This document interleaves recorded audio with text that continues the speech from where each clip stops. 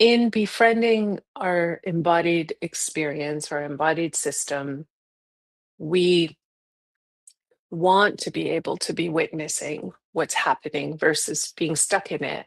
But at the same time, we want to provide some grace that it's not easy.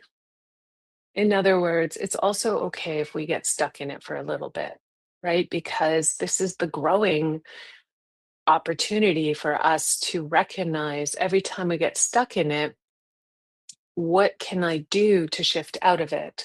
The moment I recognize I'm stuck in it is the kind of opening of the potential for it to shift. So we have to become aware of the fact that we're even stuck in something before we can even shift something, if that makes sense.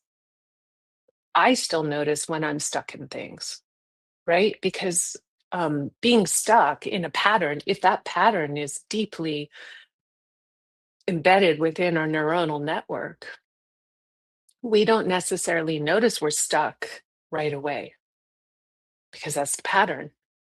So waking up is really about becoming aware of the patterns of when we get stuck and why we get stuck. And that we're learning how to gracefully engage it once we realize that we're stuck in it. And so that just starts to speed up the more we practice it, right? It really is like going to a gym where if I want to gain muscle mass, I have to lift those weights. And if I don't, not much is going to change. And so if I want to change how I relate to my embodied experience when it's in an activated state, right? Because that's the first line of defense. The first line of defense is we experience the activation.